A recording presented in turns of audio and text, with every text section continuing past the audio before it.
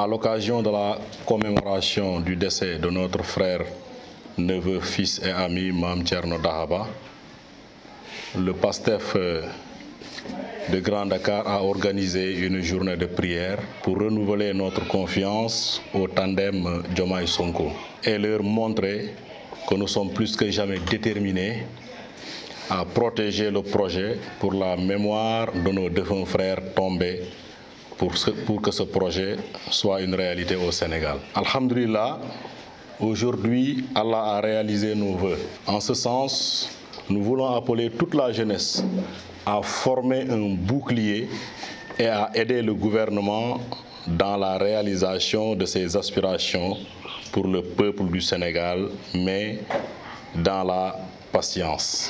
Notre quartier Grand Dakar a enregistré 16 victimes, parmi lesquelles 3 ont fait le sacrifice ultime. Mais cela n'affecte en rien notre conviction. Elle reste et demeurera.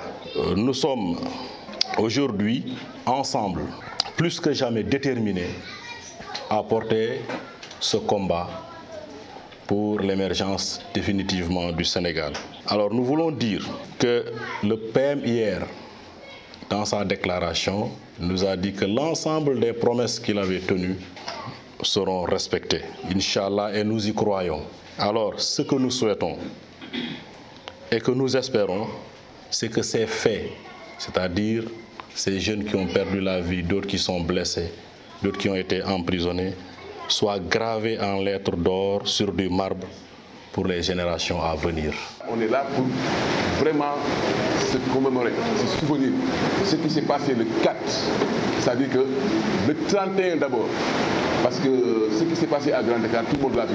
Quand on parle de justice, on fait allusion à la loi d'amnistie qui a été votée avant le départ de Macky Sall. Les 3 intervenants sont revenus là-dessus, plus précisément à la femme. Ils ont dit qu'il faut que la justice soit faite. Pour que la justice soit faite d'abord, il va falloir lever cette loi d'amnistie à l'Assemblée nationale. Parce que ces questions inhibe nos esprits. On veut savoir ceux qui ont tiré sur nous. Parce que 3 décès à Grand Dakar. Une fois que vous parlez de Grand Dakar, les gens ne réfléchissent même pas. Ils utilisent des armes. Des M6 ont été tirés ici. Vous étiez là en tant que journaliste. Il y a même certaines questions que vous ne voulez même pas relayer. Parce que c'est des questions trop sensibles. On l'a vécu ici.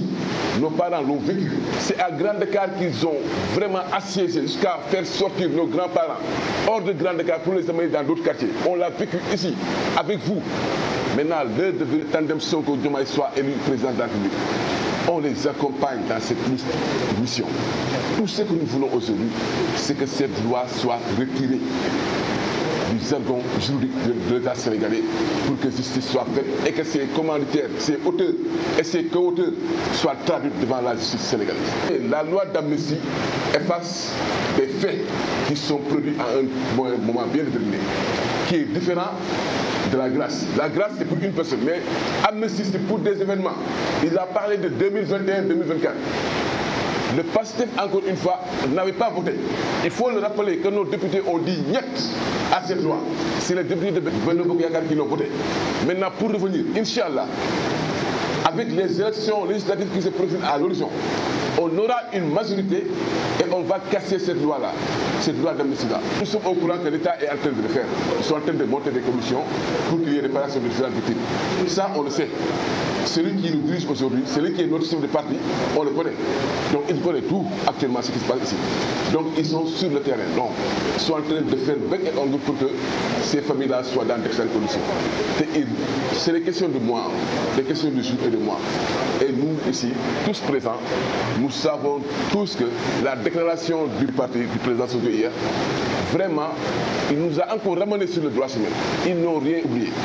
Vous êtes là 3 mois, il n'est pas venu. Ils sont en train de régler le problème des Sénégalais. C'est nous qui voulons qu'il soit Premier ministre. C'est nous qui voulons qu'il soit au palais.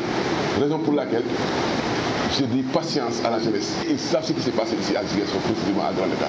On était tous à l'hôpital. On a détecté des armes lourdes, n'est-ce pas qu'ils ont dit? M16 qui ont été... Les images sont là, vous avez tous vu. Et le certificat de genre de mort a montré que c'était une arme. Les gens, même le légiste l'a dit, le préfet l'a vu, le gouverneur, ils sont tous au courant que Les tueries qui ont été effectuées à Grand Dakar, ils l'ont fait sciemment. Grand Dakar était l'épicentre de la résistance. À Grand Dakar, les gens disent que ce n'est pas un quartier où les gens doivent aller. Pendant 3 ans, vous avez vu ce qu'on a vécu. Aujourd'hui, Dieu est venu. Nous voulons, franchement, c'est le cœur qui parle. Hein. Ça nous remonte 1 an, 2 ans, 3 ans. Toutes ces victimes-là, moi, ça inhibe notre esprit ici. Nous voulons qu'on mette des noms, prénoms et noms sur des gens qui ont commis ces actions.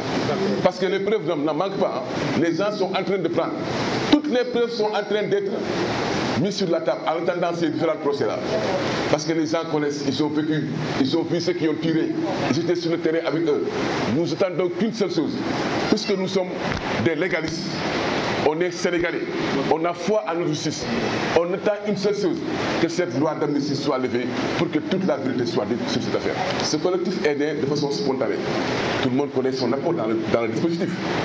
Maintenant, de façon bénévole, les gens sont venus comme ça, un peu partout au Sénégal d'abord, pour faire ce triste travail qui consiste à fédérer toutes les victimes du Sénégal et plus précisément à Ziguinchor. Pour les blessés, on a essayé de Grand Dakar aussi à enregistrer pas mal de blessés.